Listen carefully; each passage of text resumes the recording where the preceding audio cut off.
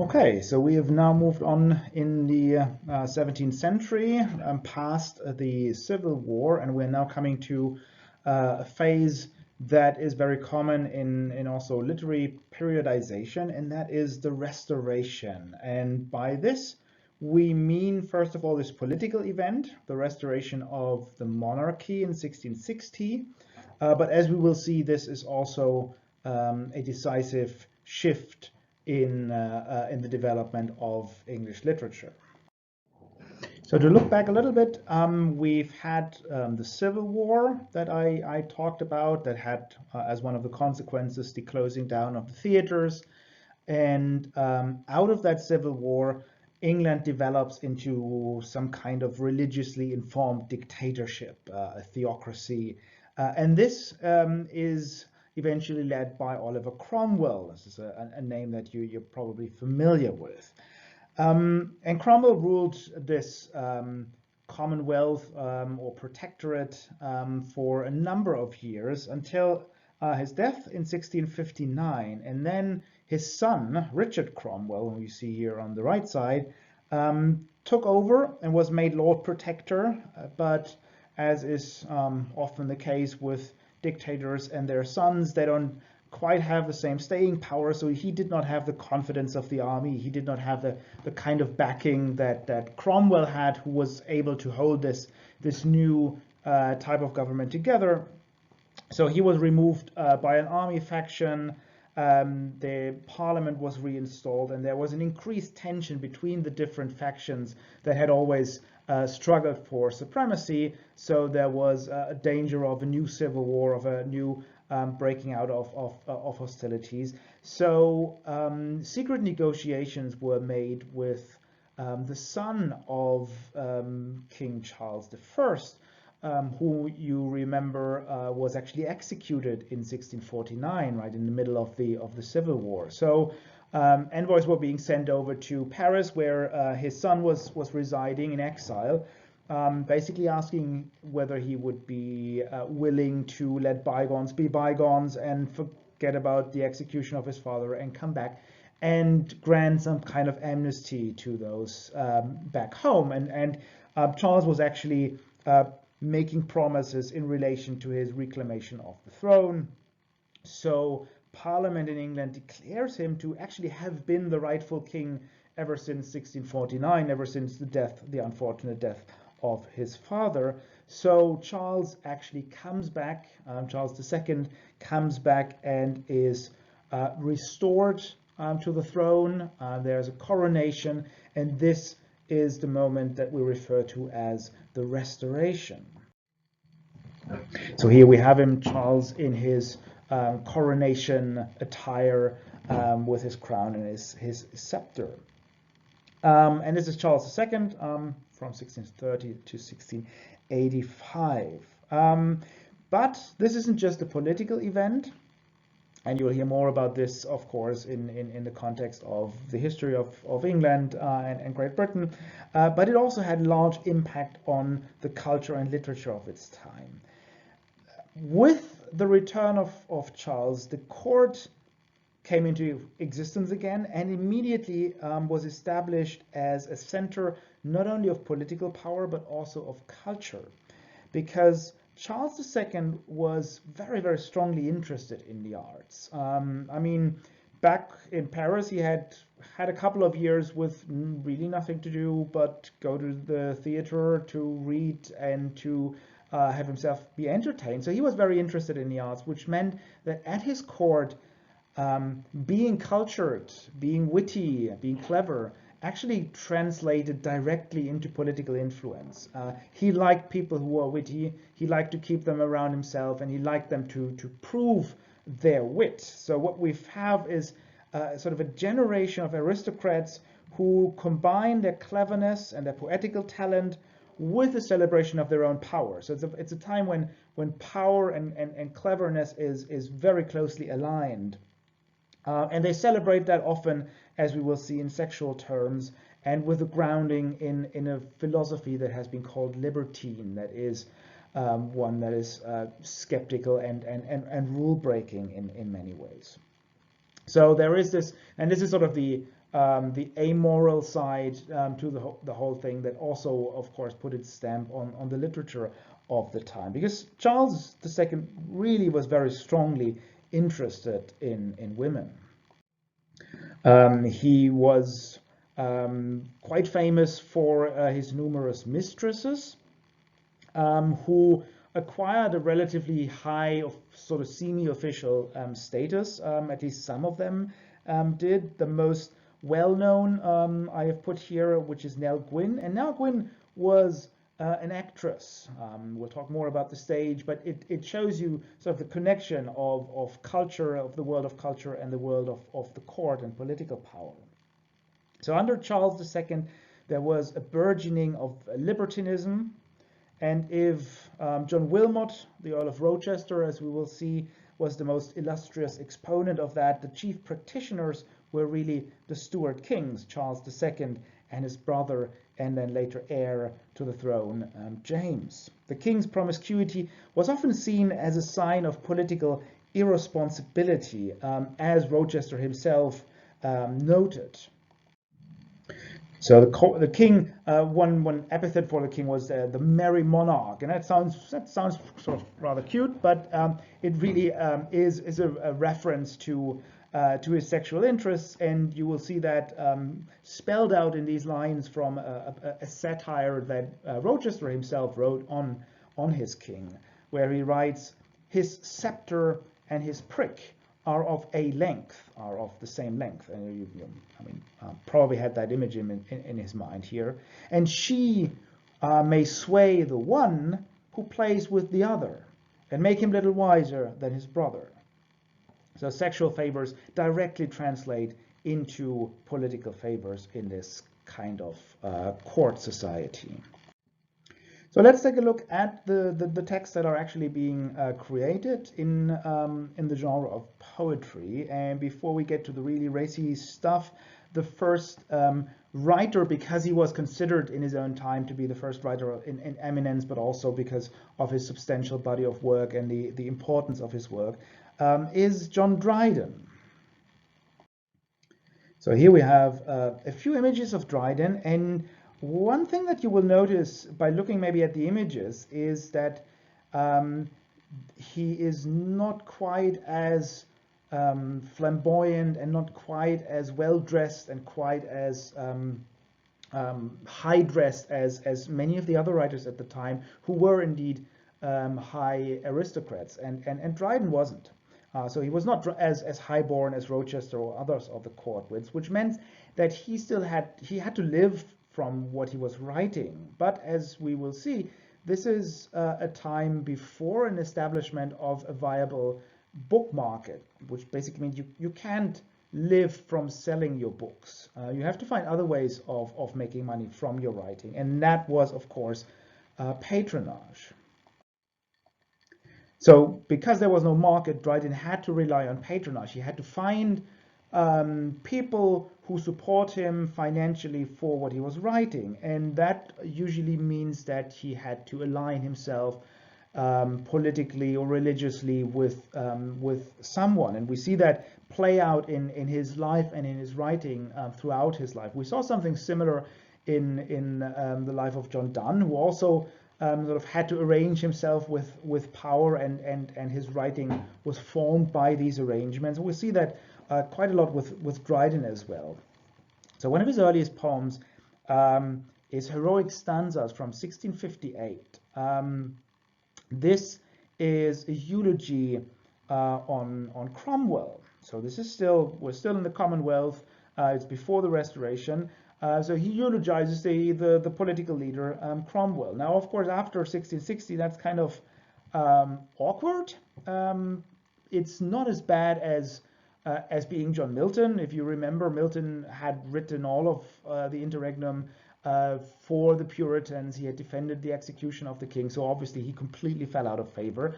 Dryden was still able to sort of to turn the ship around with his poem from 1660, so the year that Charles comes back, Astrea Redux, which is a celebration of the restoration of the monarchy and the return of Charles II. So he realigns himself, and that actually works out. And that some 8 years later, he actually becomes poet laureate, so the official poet of the monarchy. But also in religious terms, he sort of had to find his way. 1682, he writes a longish poem, Religio Laici, which is written from the perspective of someone who is a member of the Church of England, so an Anglican dominated poem. But then in 1687, the poem The Hind and the Panther celebrates his conversion to Roman Catholicism. And that went along with the development in England, with the shift from Charles to his brother, who was expected to sort of lead the country more towards Catholicism, and there was sort of this danger or possibility, depending on your own convictions, of England becoming Catholic. But then, of course, that didn't happen. But instead, the Glorious Revolution happened. The king was sent into exile, and it was made clear that no Catholic would ever be able to sit on the English throne again. And that was another political turn that disfavored Dryden, and now he completely fell out of the court's favor.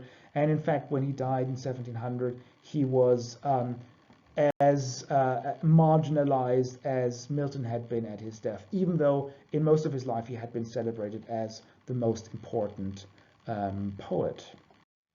So Dryden really is the most important poet of the 17th century, basically for everything that falls between the shorter lyrical pieces that we have in the Metaphysicals and the large-scale epic of Milton. So he's really a writer of these longish but not epic long poems, a couple of pages long, these allegorical pieces, epical narrative, but not on the scale of Paradise Lost. A lot of satire, satirical poetry, political satire, but also literary satire, and also philosophical poetry.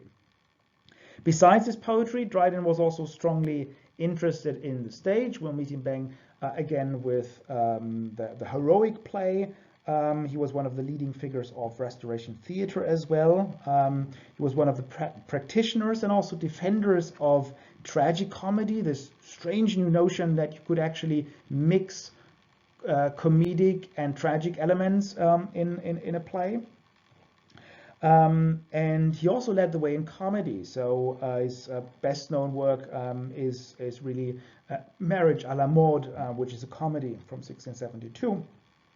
But he was never really satisfied with his dramatic writing. He considered that as kind of lower kind of work compared to his poetry.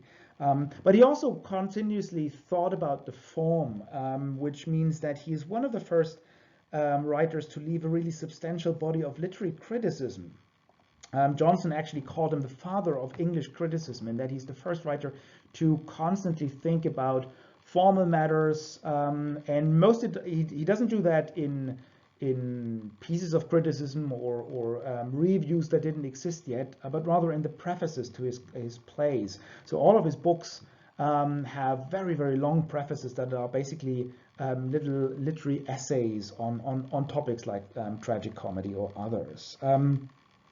And he also provided one of the finest examples for literary satire, his 1678 poem Macflecknoe, that served as a model for Pope's Dunciad, and in which he made fun of another poet. The poem that illustrates poet Thomas Shadwell as the heir to a kingdom of poetic stupidity, represented here by his association with Richard Flecknoe. So Macflecknoe is the son of Flecknoe, and Flecknoe was an earlier poet that Dryden disliked and saw as sort of a really, really bad poet. And I'm going to give you just a taste of that. So this is here Dryden talking about Sh, which is Thomas Shadwell. Of course, the dashes are our way of preventing him from being sued for libel. But it has, of course, the added bonus that it almost sounds like a swear word, or you might imagine a swear word. So Shadwell alone of all my sons is he who stands confirmed in full stupidity. The rest to some faint meaning make pretense, but Shadwell never deviates into sense. So as I've already said, one of the backgrounds for the time, a philosophical background, was libertinism or libertine philosophy. And this is basically characterized by skepticism. It's a sort of a skeptical attitude, which is mainly to be understood as sort of a rejection of absolutes. And those could be moral absolutes, so absolutes in the sense of claiming to know exactly what is right and what is wrong, but also religious absolutes. So the authoritative pronouncements of the church, and so on. So there was a religious criticism also involved in that, criticism of religion as a tool for power.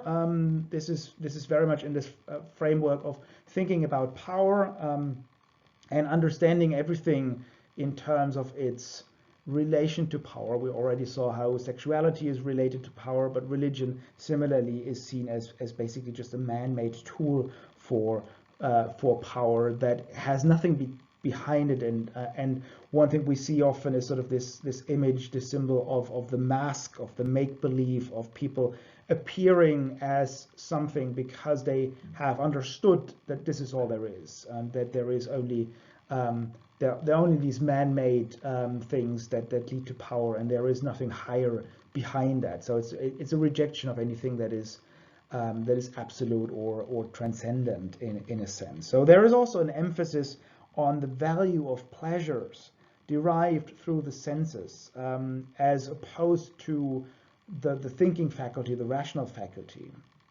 I'm going to give you an example of this here from Thomas Shadwell, he who had just been slandered by Dryden. So Shadwell writes in his play The Libertine, "Nature gave us our senses, which we please, nor does our reason war against our senses. By nature's order, sense should guide our reason."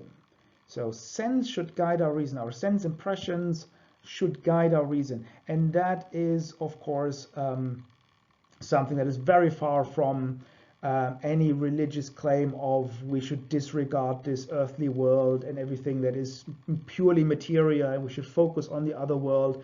This is the opposite, right? This says we should actually look to what is actually there, what we can feel, what we can touch, and that should guide our reason.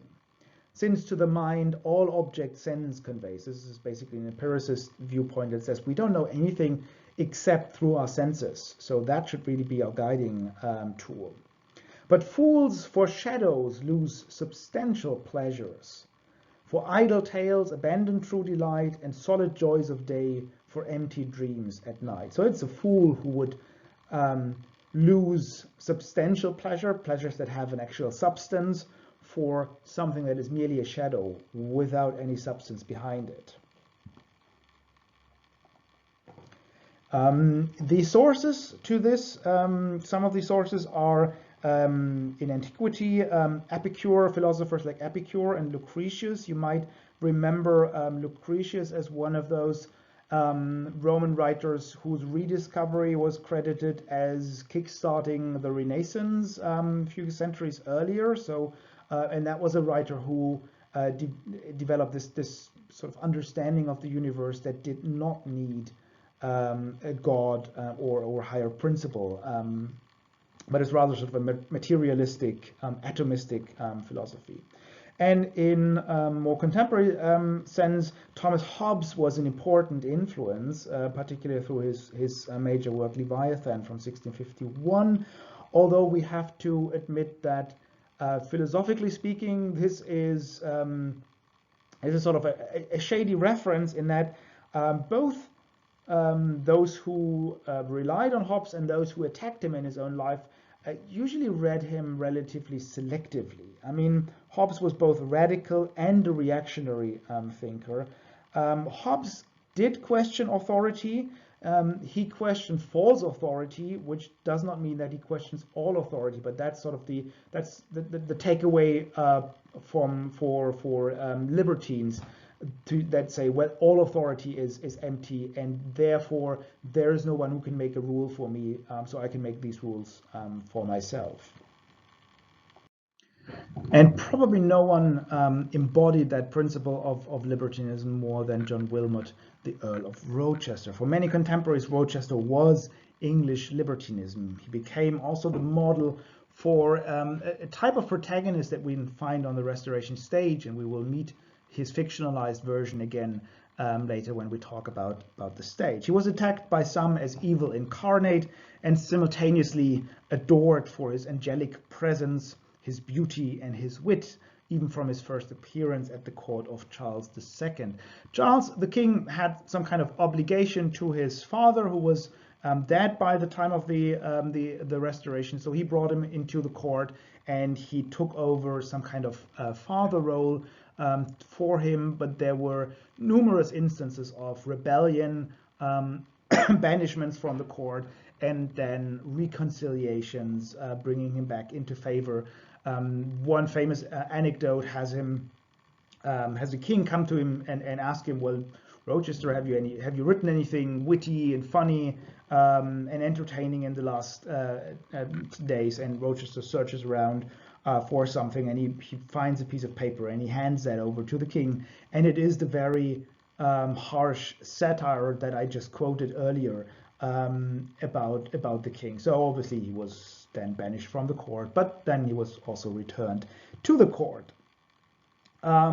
His work is very, very uneven, which has also something to do with the fact that we don't really exactly know which of the works that run under his name are actually by him, because of course aristocrats never published, and if they published, they didn't put their name to that, because that would have been thought beneath an aristocrat. So texts of his were circulated, as you saw in manuscript at court to prove his wit, but then they would basically be leaked to the press, and someone would publish these poems and ascribe them to numerous courtiers, but the ascriptions are not always clearly verifiable. But he's certainly a prime example of the poetry of sexual satire, but also of philosophical nihilism.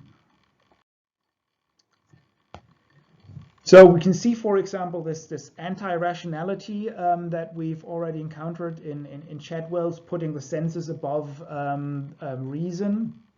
And we can see this in his philosophical poem, A Satire Against Mankind, or rather a satire against reason and mankind, as the full title runs. And he says, were I, who to my cost already am one of those strange prodigious creatures, man, were I a spirit free to choose for my own share what sort of flesh and blood I please to wear, I'd be a dog, a monkey, or a bear, or anything but that vain animal who is so proud of being rational. And you can think back on what we saw about, what we talked about, the characters on the early modern stage, tragedy. The ones that try to soar above what is human, and those who went below. So there was this clear hierarchy of beings, and men are better in this hierarchy than animals because they're rational. So that's what differentiates them. So here we have this skeptical attitude that says, I'd rather be an animal than someone who's so proud of being rational. So this is just an example for this kind of anti-rationality. Later on, he writes about reason, which is an ignis fatuus. This is one of those lights that lead you astray in the night, an ignis fatuus of the mind, which leaves the light of nature, which is sense, behind. So similarly, we have that juxtaposition of reason and sense here. We also have self-reflexive irony in his writing, when he talks about wits who are treated just like common whores. First they're enjoyed and then kicked out of doors. So this recognition that wit is something that translates into favor, into power, but also something that can run out. But also he's an exponent of really sort of a philosophical kind of nihilism. The next lines are from a poem that is upon nothing. So it's of course a nice play on this. This is about nothing, but it is also about the concept of nothing. So here, this is the address to nothing, where he says, the great man's gratitude to his best friend, king's promises, whore's vows towards thee, and thee is nothing, they bend, flow swiftly in thee, and in thee ever end. So everything turns to nothingness. It's really sort of, upon nothing is a great philosophical poem of nihilism, really. And finally, he was, of course, also a master of self-representation, because that was, after all, what all of this was about, to create your own persona as a witty person, but also as a libertine person, as someone who goes beyond all boundaries. We find that most nicely captured in his poem To the Postboy, which starts with this question, what is the readiest way to hell? What's the fastest way to hell? Son of a whore, God damn you, can you tell a peerless peer the readiest way to hell? I've outswilled Bacchus, sworn of my own make, oath would frighten furies and make Pluto quake. I've swived more whores, more ways than Sodom's walls ever knew, or the College of Rome's cardinals. And he goes on to elaborate all of his accomplishments in damning himself to hell. And then comes sort of the turn at the end with the answer to that the postboy gives. So he says, pox on it, why do I speak of these poor things? I have blasphemed my gods and libeled kings. The readiest way to hell, come quick. And then the answer is, boy, never stir. The readiest way, my lords, by Rochester. So if you just stick to Rochester, you are guaranteed to get to hell. So this is basically the earliest version of Highway to Hell. So if you feel that this Rochester guy sounds like an interesting character, and you want to see a movie that's all about 17th century literature, and you've run out of your Netflix library, go check out this one here called The Libertine, with Johnny Depp in this biopic on the life of John Wilmot, Earl of Rochester. It's really a great, entertaining movie, and you learn a lot about 17th century England and 17th century poetry.